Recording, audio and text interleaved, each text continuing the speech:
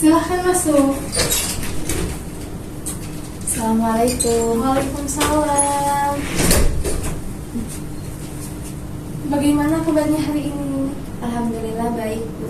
Baik, saya sudah melihat intake info dari Anda. Dan apakah Anda sudah siap melakukan sesi konseling bersama saya?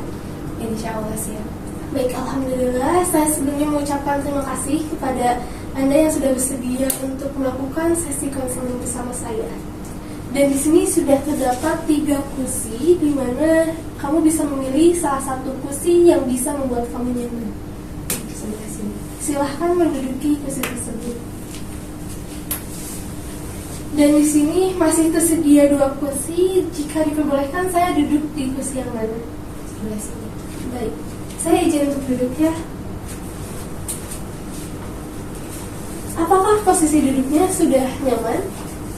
Sudah. Dan apakah posisi duduk saya serta jarak antara saya dengan Anda sudah nyaman? Sudah. Baik, sebelumnya di sini saya izin untuk memperkenalkan diri. Perkenalkan, saya Tri Utami Dewi. Di sini berperan sebagai konselor yang akan memadu untuk menjadi fasilitator dalam membantu solusi permasalahan yang sedang dialami. Jika Anda berkenan, boleh memperkenalkan diri. Perkenalkan, nama saya Ning Sopri Cahyani. Saya dari jurusan bimbingan dan konseling. Sekarang sedang semester 3 menuju semester 4. Kesibukannya apa saja? Kalau untuk kesibukannya, untuk sekarang ini sedang mempersiapkan materi ataupun pembahasan serta fisik dan mental untuk UAS begitu sih. Karena sekarang sudah mendekati UAS juga, jadi sedang mempersiapkan untuk UAS. Supaya lebih nyaman, saya bisa memanggil Anda dengan nama apa? Sophie saja. Baik, Sophie. Jadi saya memanggil kamu dengan Sophie. Baik, sebelumnya Sophie, saya sudah melihat intake info dari Sophie. Dan di sini jika boleh tahu, yang mengisi ini apakah Sophie sendiri atau ada bantuan dari orang lain? Saya sendiri. Jadi Sophie sendiri yang melakukannya ya, yang mengerjakannya. Dan sebelumnya apakah Teh Sophie sudah melakukan sesi konseling? Sudah. Persisnya apakah sudah memiliki gambaran? Sudah. Dan di sini sebelumnya mungkin saya izin untuk sedikit menjelaskan terkait konseling ini, di mana konseling ini merupakan proses membantu, di mana di sini ada konselor dan konseli. Di sini konselor bertugas sebagai fasilitator yang akan membantu konseli dalam menemukan solusi atas permasalahannya. Dan di sini juga capaiannya ini supaya konseli bisa menemukan kembali solusi tersebut dan juga bisa melihat bahwa dia itu memiliki solusi di dalam permasalahan tersebut. Dan sebelumnya, Kak Sophie mengetahui konseling ini dari siapa? Kalau terkait konseling ini, saya mengetahuinya dari teman saya gitu. Jadi dia itu merekomendasikan terkait konseling bersama ibu. Jadi Teh Sophie mengetahuinya ini dari teman Teh Sophie. Dan sebelumnya di sini juga saya ingin mengajukan kesepakatan dengan Teh Sophie, di mana untuk kesepakatannya di sini bahwa dalam sesi konseling ini ada asas keterbukaan dan ada asas kerahasiaan. Untuk asas keterbukaan di sini yaitu Teh Sophie bisa menyampaikan semua permasalahan yang sedang Teh Sophie alami tanpa Teh Sophie khawatir bakal saya sebarluaskan kepada orang lain, karena di sini juga kami memiliki asas kerahasiaan. Jadi semua yang sudah Teh Sophie sampaikan kepada saya, insya Allah akan saya jaga untuk kerahasiaannya. Dan jikapun misalnya ada pihak luar yang ingin mengetahui permasalahan dari Teh Sophie, maka di sini saya ingin bertanya, siapa saja yang boleh untuk saya sampaikan permasalahan Teh Sophie? Mungkin kalau untuk yang boleh mengetahui terkait permasalahan yang saya alami, itu hanya saya, konselor, dan hanya Allah saja yang mengetahuinya. Jadi pihak lain nggak boleh ada yang mengetahui kayak gitu. Dan jikapun nanti misalnya ada orang tua Teh Sophie atau teman Teh Sophie yang ingin mengetahui, saya tidak bisa menyampaikan, karena sesuai kesepakatan kita bahwa Yang mengetahui permasalahan Teh Sophie di sini hanya saya dan Teh Sophie serta Tuhan saja yang mengetahuinya. Iya. Baik Teh Sophie, pada sesi konseling kali ini topik apa yang ingin kita diskusikan? Di sini saya ingin mengatasi terkait perasaan jengkel saya kepada teman saya gitu. Baik Teh Sophie ingin menghilangkan rasa jengkel Teh Sophie kepada teman Teh Sophie. Nah, persisnya seperti apa rasa jengkel yang Teh Sophie miliki terhadap teman Teh Sophie? Kalau untuk perasaan jengkel itu mungkin kalau saya bertemu dengan dia atau dihadapkan dengan dia, saya itu apa ya, kayak capek atau muak kayak gitu Bu. Jadi karena mungkin sebabnya itu dia itu melakukan kesalahan yang sama kayak gitu, jadi diulang terus, jadi udah minta maaf dan mengulangi kesalahannya lagi, terus minta maaf lagi, jadi ya apa ya, membuat saya itu ya itu jadi timbul rasa jengkel. Dan jika perasaan jengkel itu hilang, maka apa yang akan terjadi pada diri Teh Sophie? Kalau misalkan perasaan jengkel itu hilang, saya itu akan merasa lebih tenang dan saya itu akan merasa apa ya, baik-baik saja gitu dengan teman dekat saya itu. Dan persisnya seperti apakah rasa tenang itu? Dan kalau untuk rasa tenang itu, kalau misalkan saya bertemu lagi dengan teman saya itu tidak akan apa ya, di dalam hati itu tidak akan ada rasa kesel atau muak kayak gitu. Jadi saya itu menerima, jadi pemaafannya itu tidak sekedar dari ucapan atau dari kata-kata saja, tapi dari hati juga saya itu memaafkan kayak gitu. Dan adakah hal lain lagi? Kalau untuk hal lain lagi, mungkin saya karena perihal itu gitu, itu tuh kayak mengganggu aktivitas saya gitu, karena kan itu tuh teman dekat saya, otomatis di lingkungan itu. Jadi kalau misalkan saya itu bertemu dengan dia, perasaan marah atau jengkel, muak itu kayak timbul. Perlakuan teman Teh Sophie kepada Teh Sophie membuat Teh Sophie muak. Iya betul. Dan bisakah Teh Sophie lebih menjelaskan terkait permasalahan ini dengan teman Teh Sophie? Untuk hal itu mungkin terjadinya waktu itu teh karena dia itu kurang dalam memperlakukan teman dekatnya itu, kurang gitu, karena kurangnya itu dalam kalau misalkan dia itu minta bantuan, tapi minta bantuannya itu secara tidak apa ya, tidak baik gitu, maksud tidak baik itu. Jadi kalau misalkan dia ada kesusahan atau kesulitan itu kayak maksa atau kayak menekan gitu ke teman dekat itu buat membantu dia.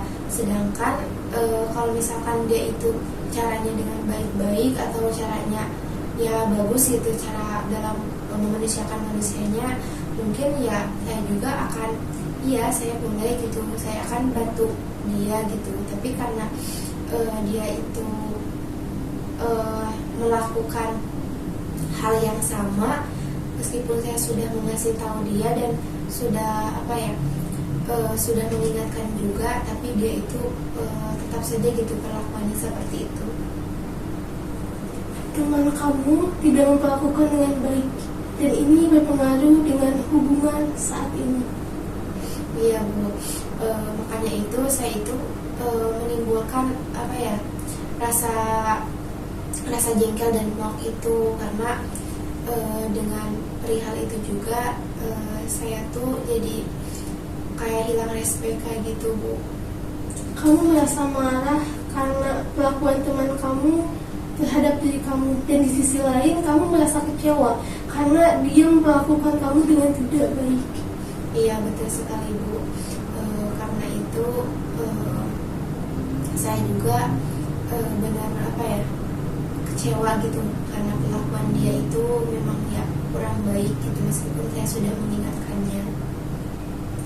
Dan di sini kamu merasa bahwa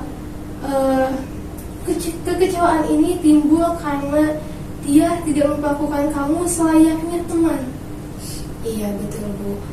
Selain itu juga dia itu kurang dalam menghargai temannya kayak gitu. Dan kamu ingin dihargai oleh teman kamu. Iya, betul Bu. Di sini dapat saya simpulkan bahwa kamu merasa kecewa kepada teman kamu karena dia tidak memperlakukan kamu selayaknya teman, sehingga ketika sekarang kamu merasa sudah hilang respect kepada teman kamu. Iya, betul sekali Bu. Ya meskipun sebenarnya di sisi lain ya saya itu memaafkan kesalahan dia. Ya apalagi gitu, sebagai manusia kan tidak luput dari kesalahan dan lupa. Mungkin juga karena dia lupa, jadi dia melakukan kesalahan itu lagi. Tapi di sisi lain juga saya itu anehnya kenapa dia itu melakukan terus-terusan melakukan kesalahan yang sama, sedangkan itu teh udah diingatkan dan udah dikasih tahu juga kayak gitu Bu. Baik, kamu mengatakan bahwa kamu sudah memaafkan perlakuan teman kamu, namun di sisi lain kamu merasa terluka atas perlakuan dia yang terus-terusan melakukan kesalahan, dan ini melukai diri kamu. Iya, betul sekali Bu. Dan apakah kamu sudah mengatakan kepada teman kamu bahwa sanya perilaku dia membuat kamu terluka? Kalau untuk membicarakan perihal itu saya sudah sempat ya, walaupun kalau bicaranya itu tidak terlalu mendalam terkait permasalahan itu. Jadi mungkin karena dia juga kurang menyadari terkait permasalahan itu, jadi dia itu ya kayak biasa aja gitu, kayak gak punya salah. Berarti hasilnya tidak sesuai lagi ya dengan apa yang kamu harapkan? Iya, betul sekali. Baik, di sini saya akan memasuki teori Gestalt, di mana dalam teori Gestalt di sini terdapat kursi kosong, dan di sini saya akan menghadirkan sosok teman kamu yang membuat kamu terluka, kecewa, dan juga membuat kamu jengkel. Apakah di sini kamu sudah siap untuk bisa berbicara dengan teman kamu? Sudah. Apakah sudah rileks? Sudah. Baik, jika sudah rileks, di sini Anda bayangkan dari kursi ini ada teman kamu yang sedang melihat kamu di sini. Apa yang ingin kamu bicarakan kepada teman kamu itu? Saya tuh capek, saya tuh jengkel gitu terhadap apa yang kamu lakukan kepada saya. Coba kamu tuh sekali-kali mikir dan sadar gitu terkait kesalahan kamu. Meskipun saya juga sudah mengingatkan kamu, terus saya juga sudah bicara dan ngobrol terkait apa yang kamu lakukan itu kurang baik, tapi kenapa kamu tetap saja melakukan kesalahan itu dan berulang kali meminta maaf dengan kesalahan yang sama?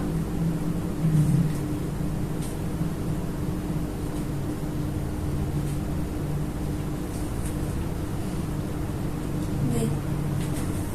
Di sini Vesopi mengatakan bahwa Vesopi sudah capek, sudah jengkel terhadap perlakuan kamu kepada Vesopi, dan di sini juga mengatakan bahwa cobalah berpikir bahwa Vesopi juga ingin diperlakukan sebagaimana teman, dan di sini juga dikatakan bahwa cobalah ketika meminta maaf maka perbaiki apa yang sudah seharusnya diperbaiki, di mana untuk memperbaiki semua kesalahan-kesalahan yang seharusnya tidak dilakukan lagi. Dan Vesopi juga mengatakan teruslah introspeksi diri agar hal ini tidak lagi terulang kembali. Dan di sini apakah ada yang ingin dibicarakan oleh teman Teh Sophie kepada Teh Sophie? Iya. Jika ada, Teh Sophie boleh pindah ke kursi ini.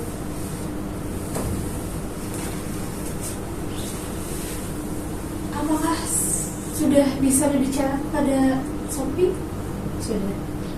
Silahkan bicarakan apa yang ingin kamu bicarakan. Iya, saya minta maaf. Mungkin memang saya salah, tapi tolong rangkul saya lagi, tolong ingatkan saya lagi, karena saya mungkin kurang dalam kesadaran diri saya. Jadi tolong kamu sebagai teman dekat saya, jangan pernah pergi atau meninggalkan teman kamu yang seperti ini.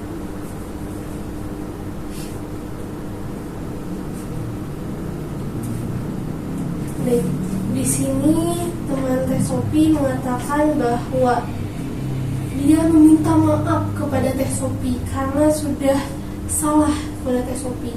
Dan di sini juga dikatakan bahwa tolong rangkul dan juga tolong ingatkan ketika saya melakukan kesalahan atau ketika teman Teh Sophie melakukan kesalahan, karena dia melakukan hal ini itu karena kurangnya kesadaran bahwa ternyata sikapnya bisa membuat Teh Sophie terluka. Dan di situ juga dikatakan bahwa jangan meninggalkan teman Teh Sophie, tapi bantulah ingatkan teman Teh Sophie ketika teman Teh Sophie ini sedang melakukan kesalahan.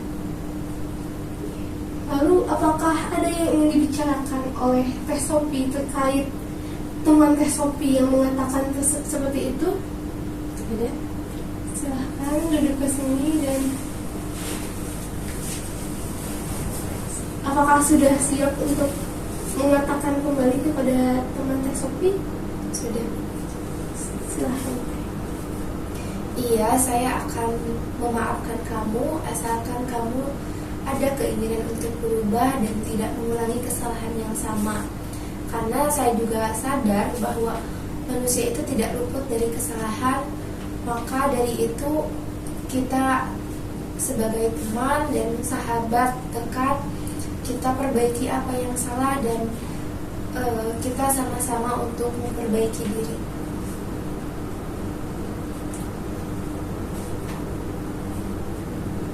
Baik, Teh Sophie mengatakan bahwa Teh Sophie akan memaafkan kamu apabila kamu ada keinginan untuk berubah. Dan di sini juga dikatakan sebagaimana kita teman atau sebagaimana Teh Sophie dan teman Teh Sophie ini adalah teman, jadi akan memperbaiki apa yang salah dan juga sama-sama memperbaiki diri. Lalu adakah yang ingin dikatakan kembali oleh teman Teh Sophie? Ada. Silahkan menuju ke sini lagi, Teh.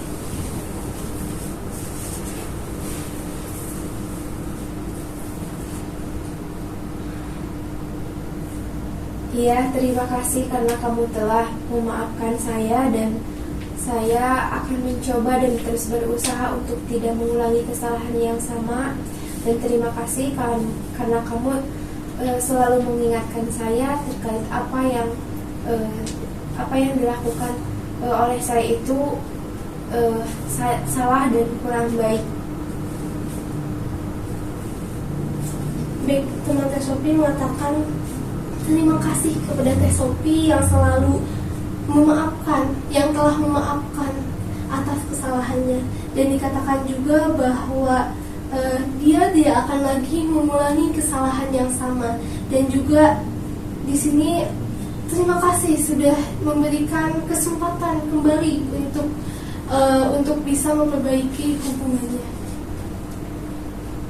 Apakah ada yang ingin disampaikan lagi dari Teh Sophie kepada teman Teh Sophie? Silahkan.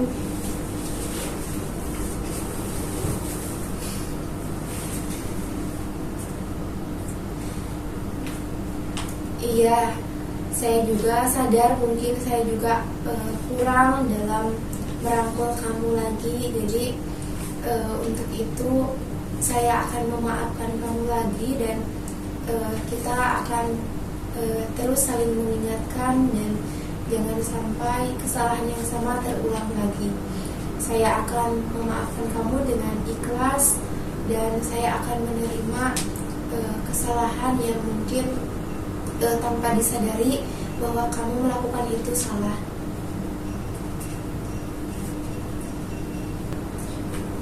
Baik, Teh Sophie mengatakan bahwa Teh Sophie sadar bahwa Teh Sophie kurang merangkul teman Teh Sophie, dan Teh Sophie mengatakan bahwa Teh Sophie akan memaafkan teman Teh Sophie dan akan dengan ikhlas serta akan menerima kesalahan yang tanpa disadari dilakukan oleh teman Teh Sophie. Apakah di sini ada yang ingin disampaikan lagi oleh teman Teh Sophie? Tidak. Baik. Jika sudah tidak ada lagi yang ingin disampaikan, maka bagaimana perasaan Teh Sophie setelah berbicara dengan teman Teh Sophie? Perasaan saya setelah berbicara dengan teman saya merasa lebih tenang, dan perasaan jengkel atau marah saya juga sudah berkurang, karena mungkin tadi sudah berbicara atau ngobrol terkait permasalahan yang dialami oleh saya, dan itu membuat saya tidak nyaman dalam pertemanan itu. Baik. Hasil diskusi antara Teh Sophie dengan Teh Sophie membuat Teh Sophie merasa lebih tenang, dan di sini juga merasa Teh Sophie jengkelnya sudah berkurang terhadap teman Teh Sophie. Dan mudah-mudahan ketika misalnya Teteh sudah bertemu lagi dengan teman Teh Sophie, di sini bisa ada hubungan yang baik lagi, terjalin lagi pertemanannya. Iya, saya berharap juga begitu, karena yang tadinya saya awalnya sangat jengkel saya itu sangat memuncak, terus merasa juga sangat tidak teratasi gitu karena melakukan dia. Tapi setelah kita ngobrol dan berkomunikasi dan mencari jalan tengah, jadi saya sudah mungkin lebih baik dari perasaan sebelumnya. Baik, jika seperti itu, alhamdulillah ya Teh. Teteh sudah merasa lebih baik. Di sini kita sudah berada di akhir Teteh, di mana sebelum itu saya ingin bertanya kepada Teteh. Di sini kan ada skala, di mana 0 menunjukkan posisi Teteh sudah merasa lebih baik, sedangkan 10 adalah posisi di mana Teteh merasa tertekan, sedih, dan juga merasa kurang baik. Nah, jika saya boleh tahu, sebelum Teteh melakukan sesi konseling, Teteh berada pada skala berapa? Skala 8. Posisinya seperti apakah skala 8 itu, Teh? Skala 8 itu dimana perasaan saya itu emang kurang terkontrol, terus kurang baik juga, karena mungkin belum menemukan solusi yang pas untuk mencari jalan keluar terkait permasalahan ini. Baik, posisi 8 di mana Teteh merasa kurang terkontrol dan juga belum menemukan solusi terkait permasalahan ini. Dan sekarang jika boleh tahu, setelah sesi konseling ini Teteh berada di skala berapa? Skala 2. Posisinya seperti apa Teh skala 2 itu? Kenapa di skala 2? Karena saya itu merasa jauh lebih baik dari sebelumnya. Jadi perasaan jengkel saya sudah berkurang, saya sudah bisa mengatasi dan mencari jalan keluar terkait permasalahan ini dan solusi untuk mengatasi terkait permasalahan ini. Alhamdulillah, ini sangat signifikan ya Teh, dimana dari angka 8 sekarang sudah ke angka 2, dan alhamdulillahnya Teteh sudah bisa menemukan solusi terkait permasalahan ini. Baik Teteh, alhamdulillah ya Teh, sesi konseling ini sudah berakhir. Namun sebelum itu, apakah ada yang ingin Teteh tanyakan sebelum kita menutup sesi konseling ini? Tidak, sudah cukup. Baik, alhamdulillah jika sudah cukup Teteh, kita akhiri saja sesi konseling ini. Sebelumnya saya mengucapkan terima kasih kepada Teteh atas ketersediaannya untuk melakukan sesi konseling bersama saya. Mungkin Teteh cukup sekian, kurang lebihnya saya mohon maaf dan semoga kita bisa bertemu lagi Teteh pada minggu selanjutnya. Terima kasih Teh.